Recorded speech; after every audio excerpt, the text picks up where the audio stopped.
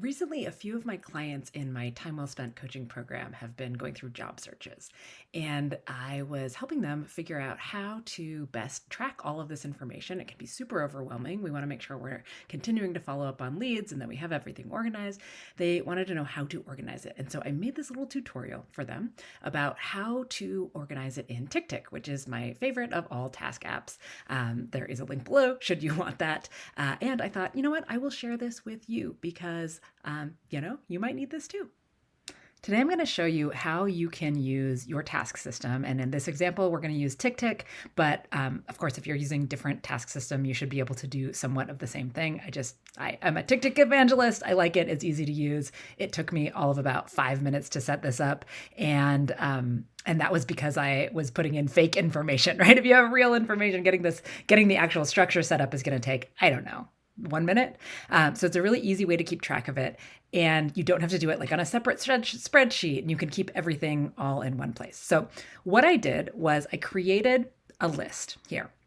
You could also use a tag for this, but I think a list is sometimes a little easier. So I created a list, and then I went up here and I changed it from the list format to the Kanban format so that we could see our different ways. And then I just added these sections. So the sections wish list, like specific roles or companies that you might want to apply for. This is where you can drop either job application or job descriptions that you actually see out there, or just like wish list of I'd love to work at this company and I want to keep an eye out for roles that may be coming up. Then there's a status of applied. Then I have, initial contact or screening.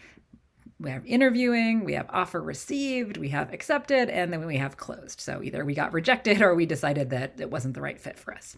So these are all things that can be kind of moved around if you want to. But I put these because these are like common steps for a job search process.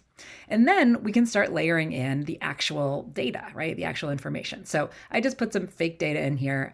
And let's see, we have something in here. Let's say I want to work at Figma. There's no role yet, but hey, I want to look at their job page, maybe so once a week, just to see if there's any other roles that have come up.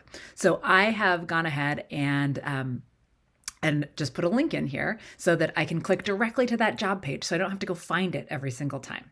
And to do a link, all you do is you click on it, you click link, and then you can add the link. I've also put the next step, which is I want to look at this job page. And then for this one, I'm like, oh, there's no roles. I want to look at it frequently. Then I actually put this recurring every Monday, right? So this is just an example. Do what you want. Then we have, the next step. So applied, right? This is something you've applied for already. I would link to the job description here and any other links that may be relevant. You can put them in here, and you can also put a next step in the form of a checkbox. So this is the next step. You're going to follow up. You can also see that I've included comments here. So I just set this up in the last few minutes, but let's say you had customized your resume and cover letter a week ago.